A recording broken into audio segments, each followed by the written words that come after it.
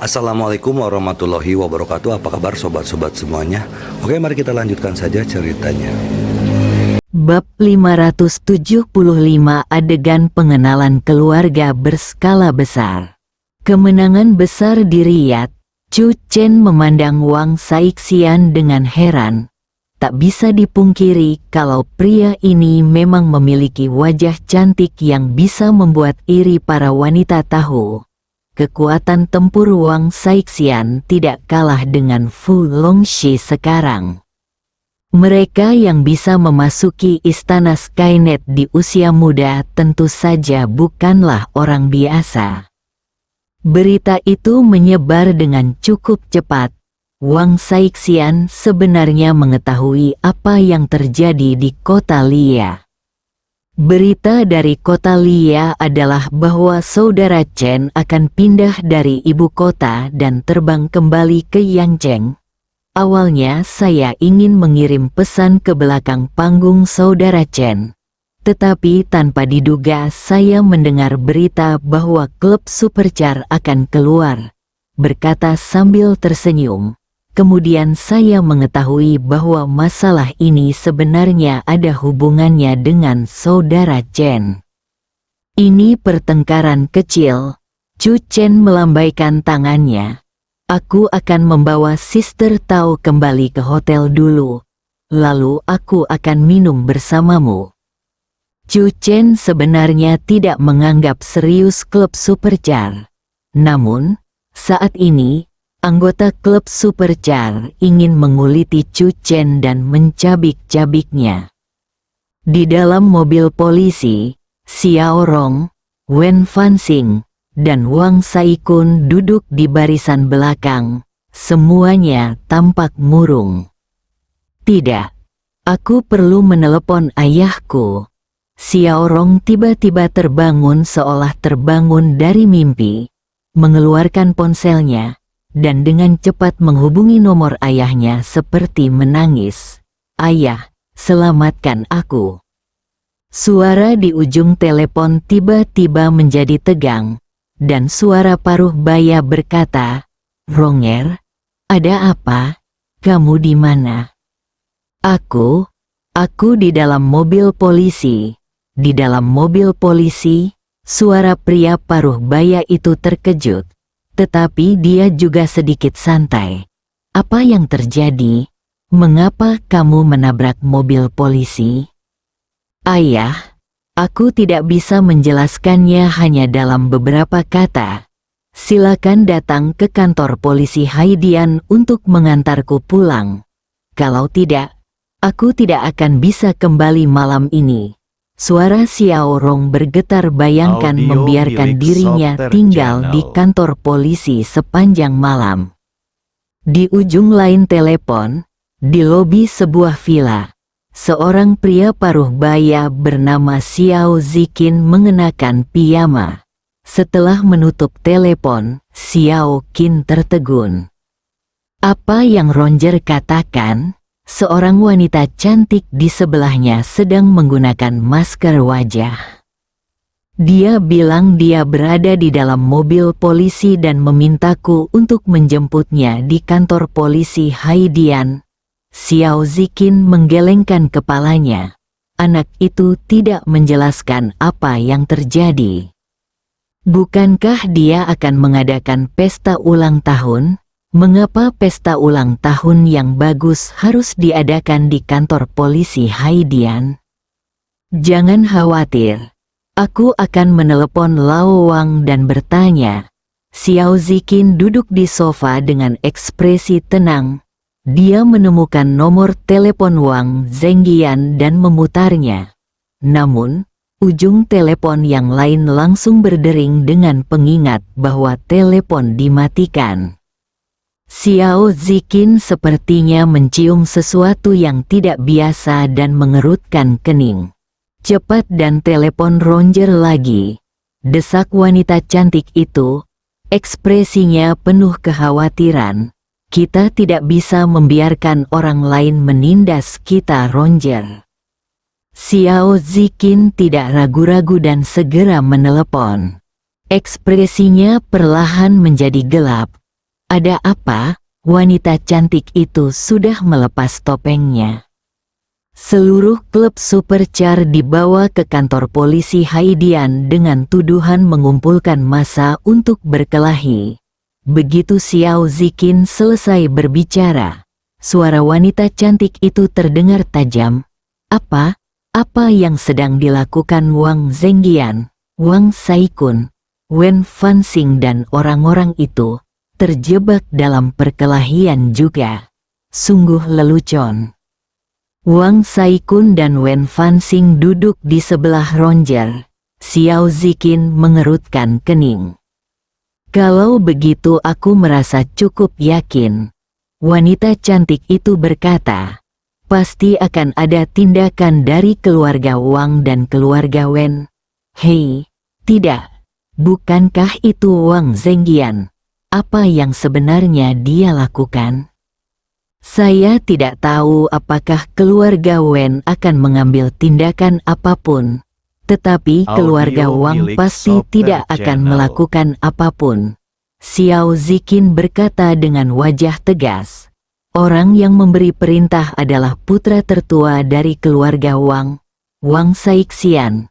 Selain itu, dia menjelaskan bahwa tidak ada yang diizinkan melakukan apapun malam ini.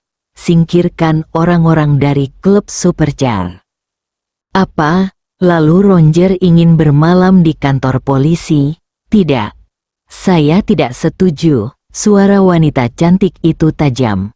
Apakah Wang Saixian begitu melanggar hukum? Kurangi bicara. Xiao Ziqin berdiri.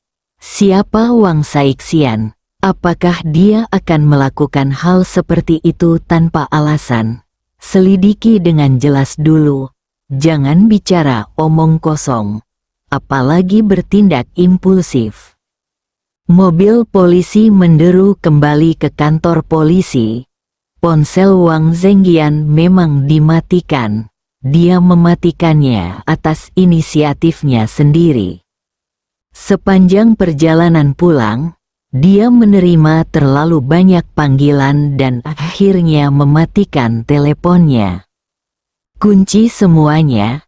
Kita akan membicarakan apa saja besok pagi.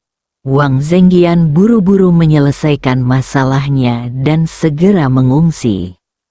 Singkatnya, ini adalah keputusan Wang Saixian.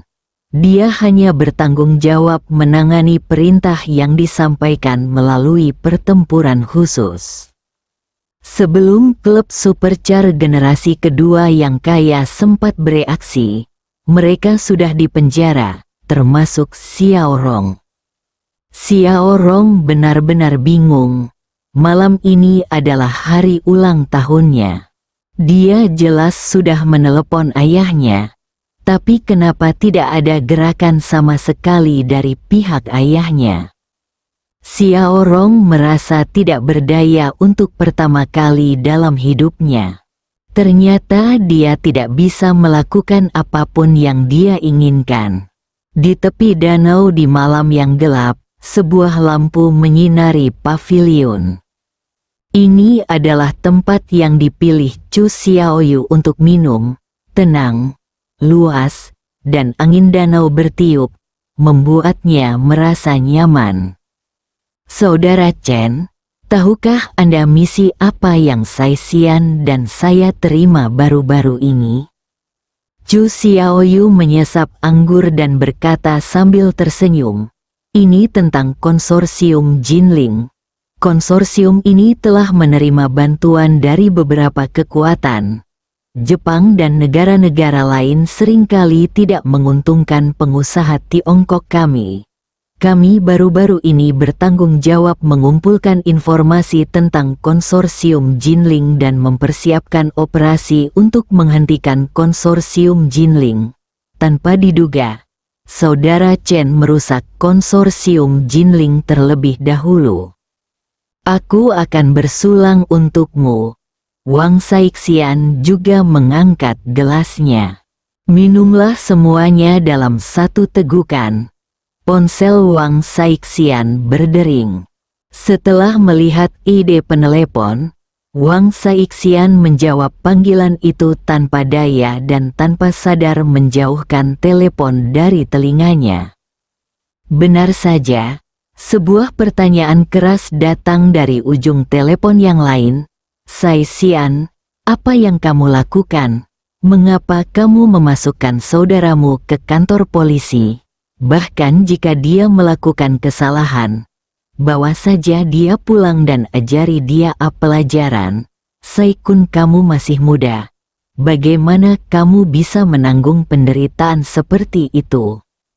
Ujung telepon yang lain berhenti setelah berbicara, dan Wang Saixian berkata perlahan, Saikun berusia 22 tahun ini. Dia sudah dewasa, bukan anak-anak. Untuk apa yang terjadi malam ini? Ditahan selama 1 malam adalah harga minimum yang harus dia bayar. Bu, kamu tidak perlu berkata apa-apa lagi. Wang Saixian menutup telepon. Chu Chen dan Chu Xiaoyu tidak membicarakan masalah ini lagi. Mereka bertiga minum banyak-banyak dan berbicara dengan gembira. Chu Chen, ayo berdebat. Wang Saixian tampak sedikit mabuk, tetapi matanya menunjukkan ledakan semangat juang. Dia juga junior muda istana Tianwang. Chu Chen terkenal, dan Wang Saixian sangat ingin bersaing dengan Chu Chen. Dengan bantuan anggur, mata Chu Xiaoyu berbinar. Sepertinya saya memiliki mata yang diberkati. Chu Chen tertawa dan berdiri. Ayo, di bawah bulan yang cerah, di tepi danau, 2 sosok melompat dan bersilangan, dan suara pertarungan sengit terus bergema dan bergetar. Chu Xiaoyu di samping minum dan menonton, bersenang-senang. Ada seekor ikan di Ming Utara, dan namanya Kun. Chu Chen menggunakan teknik telapak tangan Xiaoyu. Di bawah bayangan bulan, kedua sosok itu bergerak bersamaan dan kemudian terhuyung. Wang Saixian mundur 2 langkah lebih jauh dari Chu Chen sebelum dia bisa menstabilkan sosoknya. Dia mengangkat kepalanya, menatap Chu Chen, dan segera menangkupkan tangannya. Saya yakin. Hahaha, Chu Xiaoyu berkata dengan gembira. Saixian, kamu juga punya hari ini. Wang Saixian memutar matanya. Tampaknya Chu Xiaoyu sudah menantikan kekalahan. Xiaoyuer, apakah kamu ingin mencobanya juga? Chu Chen baru saja bangun dan berteriak kepada Chu Xiaoyu. Chu Xiaoyu tertegun sejenak. Lalu di bawah tatapan mata Wang Saixian, dia dengan berani berperang. Saya berani mengatakan bahwa, apalagi ibu kotanya, sama sekali tidak ada seorang pun di antara generasi pejuang muda di Tiongkok yang dapat bersaing dengan saudara Chen. Setelah pertarungan sesungguhnya, Chu Xiaoyu merasakan kekuatan Chu Chen lebih dalam, dan tidak dapat membantu tapi menghela nafas. Wang Saixian mengangguk. Dia jarang menyerah. Tapi saat menghadapi Chu Chen malam ini, dia benar-benar menyerah. Reputasi Chu Chen dicapai dengan tinjunya sendiri, tanpa kelembapan apapun. Mereka bertiga kembali ke rumah dengan gembira. Keesokan harinya, dini hari, kantor polisi Haidian. Pukul 9 pagi, lobi kantor polisi sudah dipadati orang. Banyak warga yang datang ke kantor polisi kaget melihat pemandangan tersebut. Mereka mengenali beberapa nama besar. Ini terkenal di kawasan bisnis Beijing. Bukankah itu Direktur Xiao dari Jinhai Group? Kenapa dia ada di sini pagi-pagi sekali? Yang Chaomu juga ada di sini. Wanita yang berdiri di dekat gerbang sepertinya adalah istri dari keluarga Wang. Angin macam apa yang membawa begitu banyak orang besar ke sini? Dilihat dari ekspresi mereka, seharusnya tidak ada hal buruk yang terjadi. Kalian ketinggalan dalam berita. Ku dengar klub Supercar diselidiki tadi malam. Anggota klub sekarang dikurung di kantor polisi. Orang tua ini mungkin ada di sini untuk menjemput orang. Kerumunan tiba-tiba terkesiap. Direktur Wang sangat berani. Seharusnya begitu. Geng balap drag ini melanggar hukum dan seharusnya sudah diperbaiki sejak lama. Senang sekali mendengar dan melihat Xiao Ziqin berjalan ke meja depan, sedikit mengernyit, dan bertanya, "Mengapa kamu belum keluar?" Mereka sedang mencatat, dan Anda boleh pergi setelah mereka selesai. Polisi itu menjawab, namun, ada banyak orang, jadi harap bersabar. Xiao Ziqin memasang wajah cemberut dan melangkah ke samping. Tuan Xiao, apa pendapat Anda tentang masalah ini? Seorang pria paruh baya, mengenakan kacamata berbingkai emas, tampak lembut dan anggun, dengan tatapan dingin di antara alisnya. Senang rasanya memiliki seseorang yang membantu kita mengajar anak-anak kita. Xiao Ziqin berkata, "Saya tidak punya ide. Saya hanya ingin membawa pulang anak itu sekarang. Tuan Wen, saya tidak mengharapkan Anda untuk melakukannya. Datang sendiri." Ayah Wen Fanxing, Wen Yang melirik Xiao Ziqin, tersenyum, dan berhenti bicara. Tidak ada yang bisa menelan nafas ini. Namun, semua orang ingin membiarkan orang lain memimpin dan mengekspresikan nada ini. Tak satu pun dari orang tua klub Supercar yang hadir itu bodoh. Setengah jam kemudian, anggota klub Supercar dibawa keluar. Ayah, Mama, untuk sementara waktu, adegan pengenalan keluarga berskala besar dipenuhi dengan air mata. Ayahnya baik hati dan putranya berbakti, dan itu sangat menyentuh. Bab 576. Teman sekamarku adalah wanita bos. Xiao Rong mengalami ulang tahun yang tak terlupakan. Saat dia melihat ayahnya, dia menangis dan menangis dengan sedihnya. "Ayah, aku tidak berani memejamkan mata sepanjang malam." Tangisan Xiao Rong membuat amarah di hati Xiao Ziqin melonjak tak terkendali. Putrinya yang berharga, yang khawatir akan meleleh di telapak tangannya sejak kecil, dikurung di kantor polisi selama 1 malam. "Bu, aku tidak bisa menelan nafas ini. Mengapa menangkap kami?" "Saya tidak peduli. Wang Saixian harus memberi kami penjelasan." Para anggota kelompok klub Supercar ini diliputi amarah dan mengeluh sambil menangis. Mata banyak orang tertuju pada Wang Saikun dan ibunya. Wang Saikun juga merasa sedih.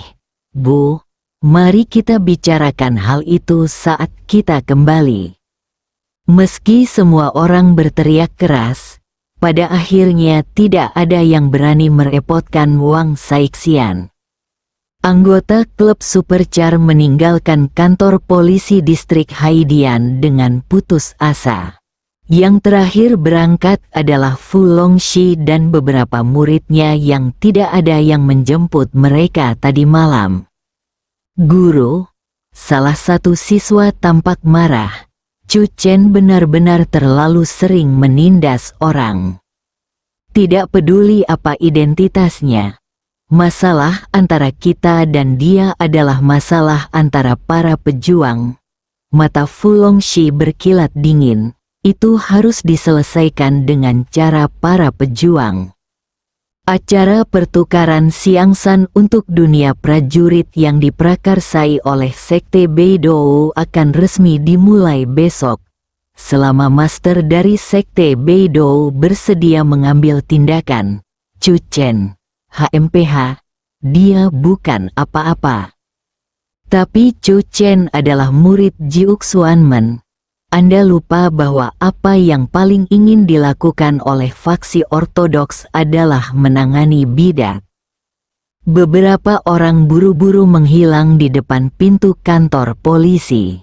Universitas Suimu, hari ini adalah akhir pekan, dan kampus sangat sepi pada siang hari. Di paviliun tepi danau di kampus, Zhong Yingying sedang memegang buku di tangannya sambil memandangi danau dengan bingung. Hari ini adalah hari ulang tahunnya. Ketika dia masih kecil, orang tuanya sangat sibuk, jadi dia tinggal di rumah kerabatnya.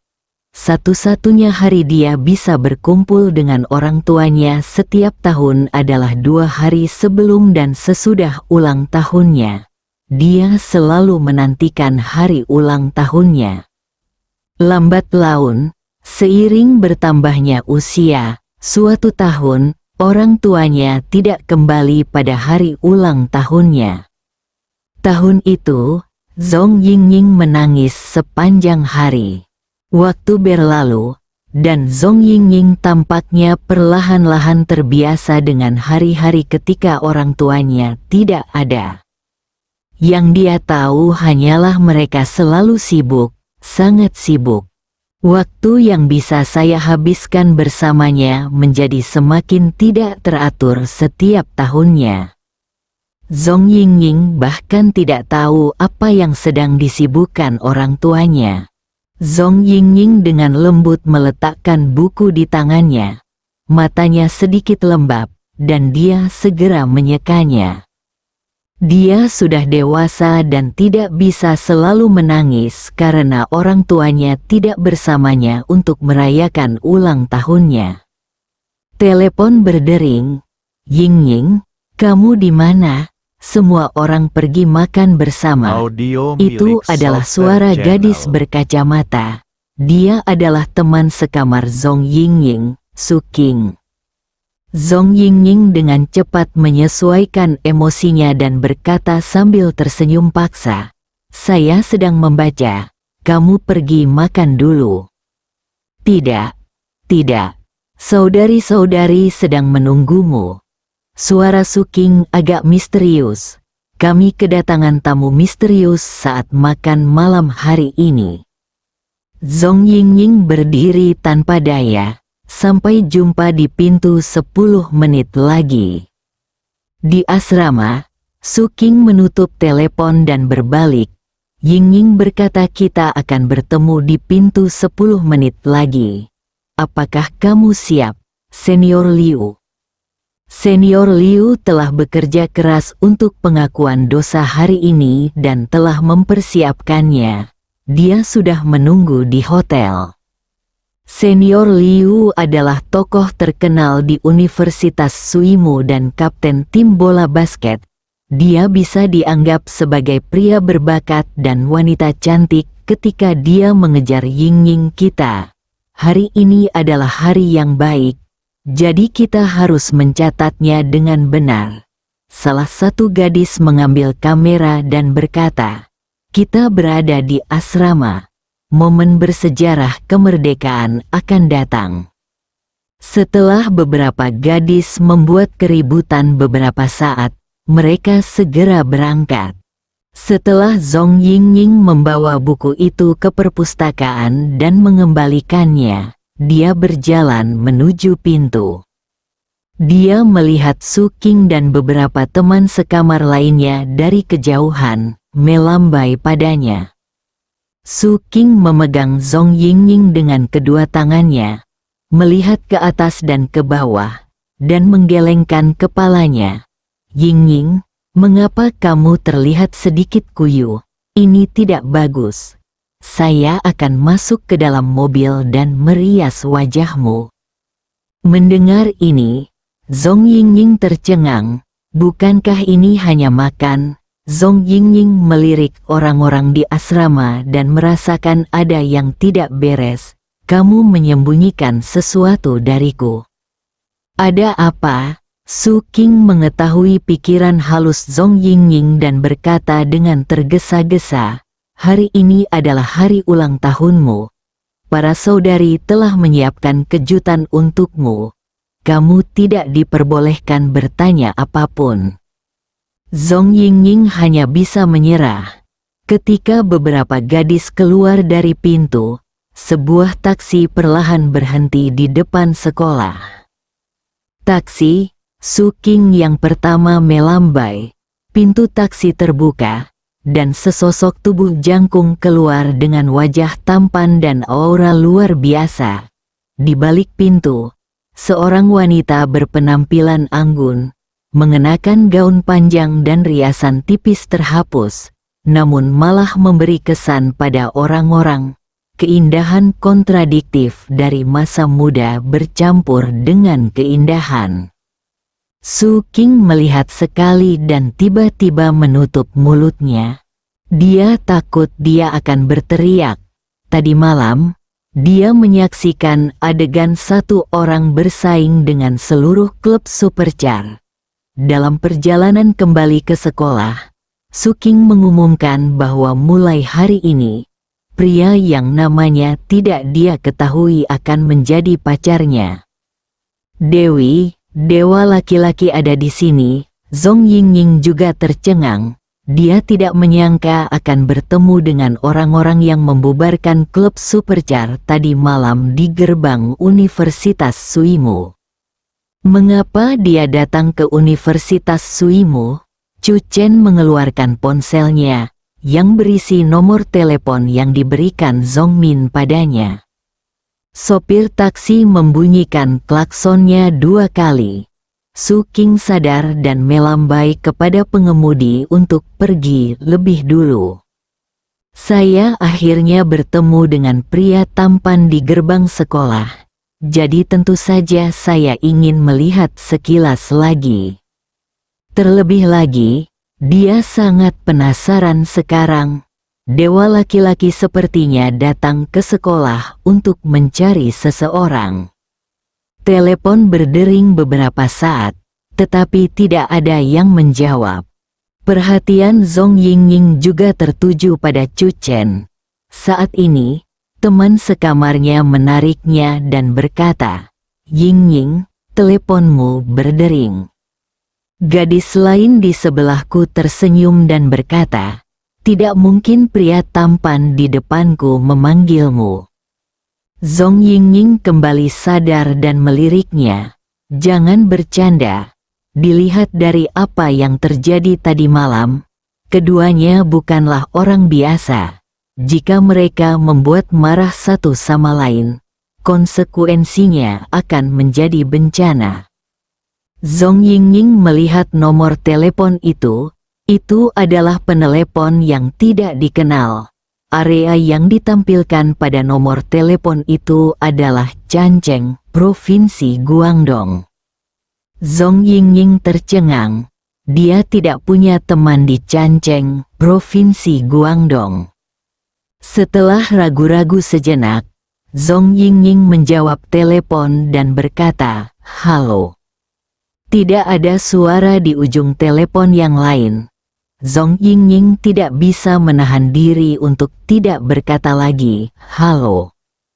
Tidak ada suara di telepon, tetapi pupil Zhong Yingying tiba-tiba terbuka lebar. Dia melihat pemuda yang memegang ponsel berjalan ke arahnya. Su Qing dan yang lainnya juga menyadarinya, dan hati mereka menegang. Chu Chen menghampiri Zhong Yingying, mengangkat teleponnya dan berkata, "Apakah itu kamu?" Zhong Yingying tercengang. Dia dengan jelas mendengar suara pemuda itu, dan itu juga terdengar di telepon pada saat yang bersamaan. Apakah dia yang menelepon? Mata Su Qing hampir melotot. Orang yang dicari dewa laki-laki adalah Ying-Ying? Su King merasakan jantungnya berdebar kencang saat dia menatap lurus ke arah dewa laki-laki. Zhong Ying-Ying juga bingung. Dalam pikirannya, dia dan orang-orang seperti Chu Chen berasal dari dunia yang sangat berbeda. Kamu adalah... Zhong Ying-Ying berhati-hati. Apakah kamu Zhong Ying-Ying? Tanya Chu Chen. Su King tiba-tiba menutup mulutnya lagi, benar-benar terpukul. Saya benar-benar datang menemui Ying-Ying. Su King tiba-tiba melihat ke arah Zhong Ying-Ying. Sebuah gelar tiba-tiba muncul di benakku. Teman sekamarku adalah wanita bos. Ying-Ying menyembunyikannya terlalu dalam. Zhong Ying-Ying masih bingung. Ya. Kebetulan sekali, Chu Chen melihat ke samping ke arah Jiang Yingtao, lalu berkata sambil tersenyum, "Saya adalah teman ayahmu, dan dia meminta saya untuk membawakanmu hadiah ulang tahun." Chu Chen menyerahkan tas berisi hadiah itu kepada He pergi, melirik ke gerbang sekolah, tersenyum dan berkata, "Selamat ulang tahun, teman sekelas Zhong Ying-Ying." Bersambung.